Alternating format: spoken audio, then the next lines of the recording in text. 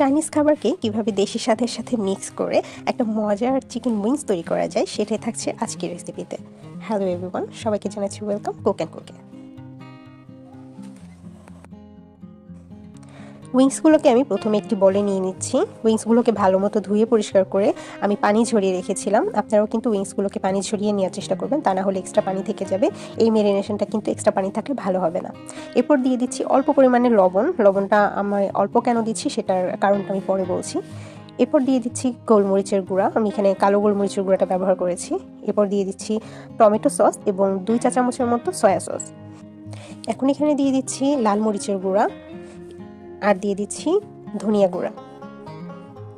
একটু স্মোকি ফ্লেভারের জন্য আমি এখানে দিয়ে দিচ্ছি একটু ওয়েস্টার সস আর দিয়ে দিচ্ছি রান্নার সামান্য একটু তেল। আর এখানে আমি দিয়ে দিচ্ছি ভরে ভরে 2 চা চামচের মতো কর্নফ্লাওয়ার। কর্নফ্লাওয়ারটা অবশ্যই দিবেন, কর্নফ্লাওয়ারের বদলে আপনারা কিন্তু এখানে ময়দাও ব্যবহার করতে পারেন। এবার সবগুলোকে আমি একসাথে হাতে মাখিয়ে নিচ্ছি। লবণটা আমি কম দিয়েছিলাম, তার কারণ এখানে আমি প্রায় 3টা সস অ্যাড করেছি। সসে যেহেতু অনেকগুলো লবণ থাকে, এজন্য আমি লবণের পরিমাণটা একেবারেই কম দিয়েছি। সবগুলোকে একসাথে মেরিনেট করে আমি এটাকে 15 থেকে 20 মিনিটের জন্য মেরিনেশন করে রেখে দিব। এবার একটি কড়াইয়ে তেল গরম করে নিয়ে আমি সবগুলো উইংস একটা একটা করে ভেজে নিচ্ছি। উইংসগুলোকে আমি মিডিয়াম হিটে কিন্তু ফ্রাই করে নিব। উইংসগুলো কিন্তু একেবারে হাই হিটেও ভাজা যাবে না এবং একেবারে লো হিটেও ভাজা যাবে না। হাই হিটে ভাজলে আপনার উইংসগুলো বাইরে থেকে খুব তাড়াতাড়ি মানে কালারটা চলে আসবে, পুড়ে যাবে, কিন্তু ভেতরে দেখা যাবে শক্ত হয়ে যাবে চিকেনটা। এবং লো হিটেও ভাজলে কিন্তু চিকেনটা শক্ত হয়ে যাবে, আবার কালার আসতেও লেট হবে। যার জন্য একটু মিডিয়াম হিটে ভেজে নিলে আপনার ভেতর থেকে চিকেনটাও ভালো মতো সফট হয়ে সেদ্ধ হয় এবং কালারটাও কিন্তু আস্তে আস্তে একটু সুন্দর আসে। তো আমি এভাবে চিকেনগুলোকে একটু উল্টে পাল্টে নেড়ে নিচ্ছি। তো মোটামুটি আমার চিকেনের যে কালারটা প্রয়োজন সেটা কিন্তু আমার অলরেডি চলে আসছে। তো আমি এই সময়ে এসে চুলাটা বন্ধ করে দিয়ে তারপরে একে একে আমার চিকেনগুলো কিন্তু চুলা থেকে নামিয়ে নিচ্ছি। এই হচ্ছে আমার উইংসগুলোর কালার, দেখতে পাচ্ছেন কতটা সুন্দর কালার এসেছে। এবার আমি চুলায় আরেকটি প্যান গরম করে এখানে দিয়ে দিচ্ছি বাটার। বাটারটা একটু গলে আসলে তারপর এখানে আমি অন্যান্য ইনগ্রিডিয়েন্টস অ্যাড করব। আপনারা চাইলে বাটারের বদলে এখানে নর্মাল খাবারের যে তেলটা আছে সেটা দিয়েও করতে পারেন, তবে আমি এটা পুরো রেসিপিটা আজকে বাটার দিয়ে করছি। বাটার দিয়ে করলে ফ্লেভারটা খুব ভালো আসে চিকেনের মধ্যে। এই বাটারের ফ্লেভারটা থাকলে এই উইংসটা খেতে খুব বেশি ভালো লাগে। এখানে আমি দিয়ে দিচ্ছি 2 চা চামচের মতো রসুন কুচি। প্রায় 2 মিনিটের মতো আমি বাটারের সাথে এই রসুনটাকে ফ্রাই করেছি। সুন্দর একটা স্মেল বের হওয়ার পর যখন রসুনের কালারটা চেঞ্জ হতে থাকবে তখন আমি এখানে অ্যাড করে দিচ্ছি সসগুলো। প্রথমে আমি এখানে দিচ্ছি টমেটো সস, প্রায় 2 টেবিল চামচের মতো আমি টমেটো সস ব্যবহার করেছি। এবার সসটাকে আমি একটু ভালো মতো মিশিয়ে নিচ্ছি। এরপর আমি এখানে ব্যবহার করছি চিলি সস। চিলি সসটাও আমি এখানে প্রায় ভরে 1 টেবিল চামচের মতো চিলি সস ব্যবহার করেছি। আপনারা চাইলে বেশি কমও ব্যবহার করতে পারেন। এরপর আমি এখানে দিয়ে দিচ্ছি সয়া সস, প্রায় 2 টেবিল চামচের মতো, আর দিয়ে দিচ্ছি 1 চা চামচের মতো ওয়েস্টার সস। ওয়েস্টার সসটা অ্যাকচুয়ালি এখানে একটা স্মোকি ফ্লেভার অ্যাড করবে, যেটা কিন্তু চিকেন উইংসের সাথে কিন্তু খুব ভালো কম্বিনেশন হয়। তো আমি সবগুলো সস একসাথে মিক্স করে নিয়েছি।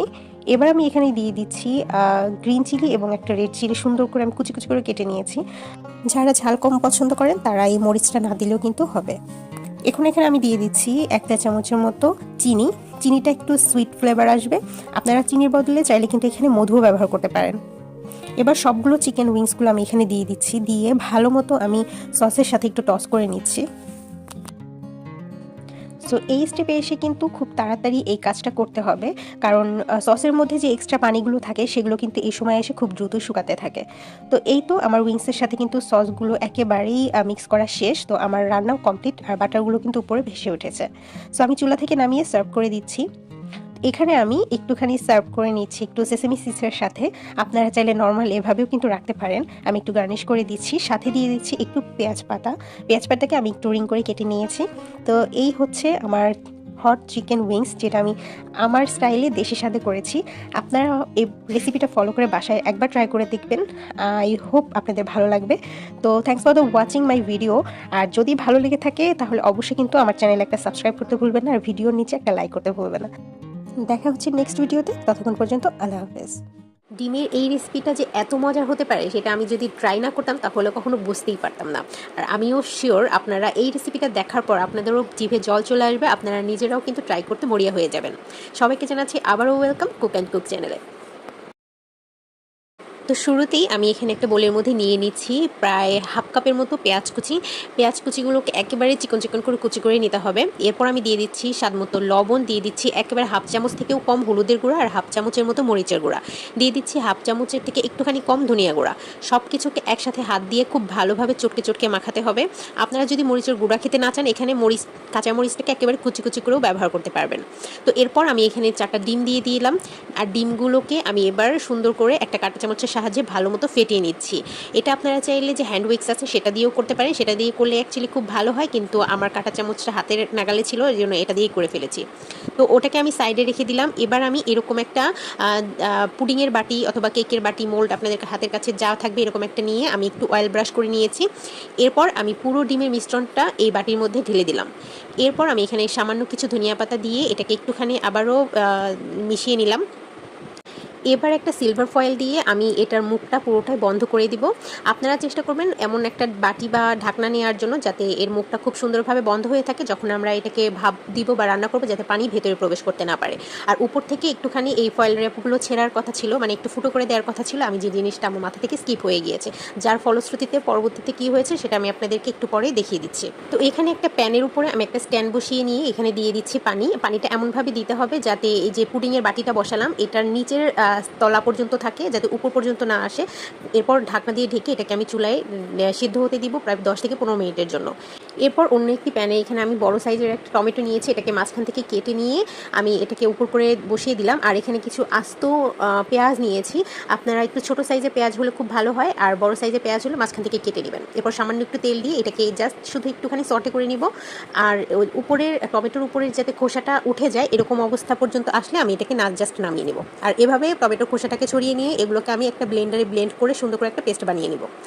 এরপর আমি যে আপনাদেরকে দেখাচ্ছি আমার এই ডিমের যে কেকটা বা পনির যেটাই বলেন আপনারা, সেটা কি হয়েছিল, এই ফয়েল র্যাপটা আমি ফুটো না করে দেওয়াতে ডিমের এই কেকটা পুরোটা একেবারে ফুলে উপর দিয়ে উঠে ফুটে গিয়েছিল, যার জন্য আমার ডিমটা দেখতে একটুখানি এবড়ো থেবড়ো লাগছে। বাট কাটার পরে দেখতেই পাচ্ছেন এটা ভেতর থেকে কিন্তু একেবারে পারফেক্ট হয়েছে। এবার প্যানের মধ্যে তেল দিয়ে দিলাম, তেলটাকে একটু গরম হওয়া পর্যন্ত অপেক্ষা করব। এরপর আমি প্রত্যেকটা পিস নিয়ে ডিমের পিসগুলোকে সুন্দর মতো করে তেলের মধ্যে লাল লাল করে ভেজে নিব। এই সময়ে এসে একটুখানি ঘন ঘন উল্টে পাল্টে দিবেন, কারণ এক পাশে অনেক সময় দেখা যায় যে খুব তাড়াতাড়ি হয়ে যায় আর এক পাশে হতে চায় না। তো সবগুলো ডিমের পিস ভাজা হয়ে গিয়েছে, এবার সবগুলোকে তুলে নিলাম এবং একই তেলের মধ্যে দিয়ে দিচ্ছি সামান্য পরিমাণ দারচিনি, এলাচ আর তেজপাতা। এগুলো একটু ভেজে নিয়ে এখানে দিয়ে দিচ্ছি আমি কিছু পেঁয়াজ কুচি। পেঁয়াজটাকে একটুখানি লাল লাল করে ভাজা পর্যন্ত অপেক্ষা করব। যখন এরকম একটু লাল লাল করে ভাজা হয়ে যাবে তখন এখানে দিয়ে দিচ্ছি টমেটো আর পেঁয়াজ যে পেস্টটা তৈরি করে রেখেছিলাম সেটা। সব কিছুকে একসাথে সুন্দর মতো করে একটুখানি কষিয়ে নিব। এরপর এখানে দিয়ে দিচ্ছি হাফ চামচ থেকে কম একটু হলুদের গুঁড়া, সামান্য একটু মরিচের গুঁড়া আর একটু ধনিয়া গুঁড়া। সব কিছু আমি আমার পরিমাণ মতো নিয়েছি, আপনারা আপনাদের পছন্দ অনুযায়ী নেবেন। এখানে দিয়ে দিচ্ছি সামান্য একটু লবণ। সব কিছু দিয়ে আবার একটু কষিয়ে নিব।